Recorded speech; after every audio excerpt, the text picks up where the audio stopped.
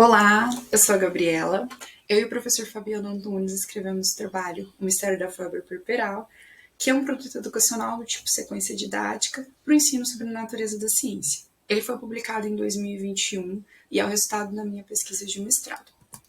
Esse produto educacional, o cerne dele, é uma narrativa histórica chamada O Mistério da Febre Puerperal.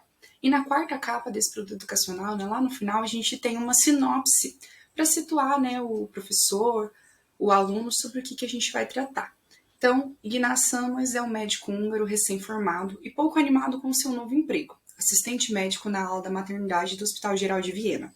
Mas assim que começa a trabalhar, Sammers percebe algo muito estranho na maternidade. O número de mortes pela febre puerperal na divisão atendida pelos médicos é muito maior do que o número de mortes pela mesma doença na divisão atendida pelas parteiras. Intrigado com essa situação, ele inicia sua investigação e somente quando um colega de trabalho morre, após realizar uma necrópsia, é que começa a suspeitar sobre o que poderia estar causando essa doença. Então, a nossa proposta aqui é trazer essa narrativa histórica que vai contar um pouco sobre essa investigação realizada pelo Sammers e, a partir disso, possibilitar que o professor discuta alguns aspectos da natureza da ciência com os alunos. Esse produto educacional ele vai constar de o que vai ter nessa sequência didática? A nossa perspectiva teórica que fundamentou esse trabalho, a teoria da aprendizagem significativa do David Ausubel. A gente vai falar sobre esses aspectos da natureza da ciência e também sobre o que é uma narrativa histórica. A narrativa histórica ela é um texto que ele traz fontes historiográficas, ele traz informações históricas, mas ele é acrescido de alguns elementos ficcionais, como, por exemplo, personagens, diálogos, a própria personalidade dos personagens que estão ali e também a maneira como se conta a história para fazer com que o leitor tenha interesse, para que o texto fique mais fluido. Temos também um instrumento de análise 1, que são algumas perguntas relacionadas à natureza da ciência, e a ideia aqui é que o professor trabalhe essas perguntas com seus alunos previamente. Então, antes de trazer essa narrativa para os alunos, traga essas perguntas e, a partir disso, o professor consegue ter uma noção de quais são os conhecimentos prévios dos alunos, o que a Ausubel chamaria de subsunsores que os alunos têm a respeito sobre como a ciência é feita, como é uma pesquisa científica, quem são os cientistas, enfim.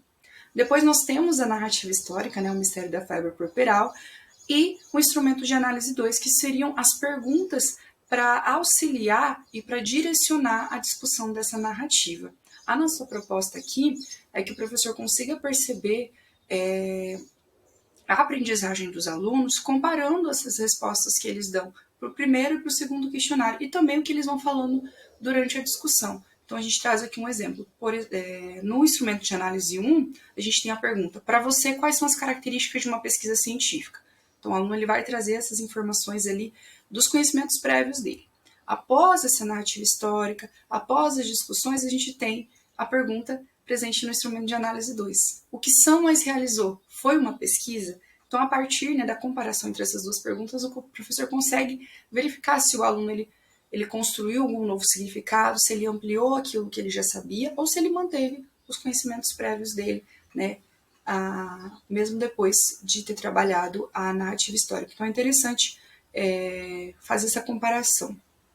Ao final do nosso produto educacional, nós temos um texto de apoio, intitulado Fato ou Ficção. Ali a gente vai apontar para o professor, o destino desse texto é principalmente o professor, e é ali onde ele vai observar o que é fato nessa história, o que vem de informações historiográficas e o que é ficcional, que nós trouxemos como elemento para tornar o texto mais interessante, mais fluido.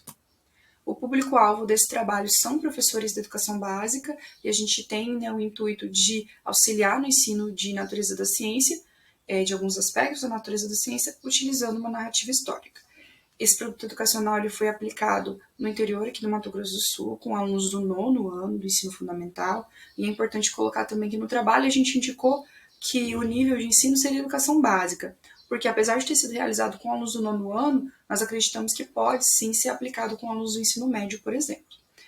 A aplicação dessa sequência didática ela aconteceu de forma online, então a gente tinha momentos síncronos e momentos assíncronos, por meio do Meet e do Google Classroom.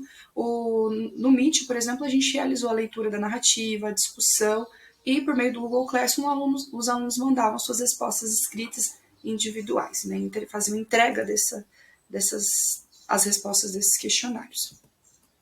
A partir da aplicação dessa sequência de idade, que a gente observou que os alunos eles explicitam as suas concepções a partir disso, eles negociam significados, eles discutem, ampliam suas visões, então foi bem enriquecedor para a gente.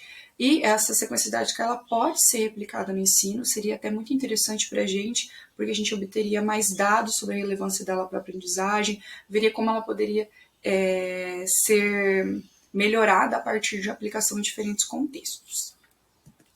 Aqui estão algumas das nossas referências, né? Ausubel, o Gil Pérez, algumas das nossas referências mais importantes. E a gente agradece ao ProfCM, né, o Programa de Pós-Graduação, ao EMS pela oportunidade de realizar a pesquisa e construir esse produto educacional, aos professores da pós-graduação e aos alunos que participaram da pesquisa. Muito obrigada.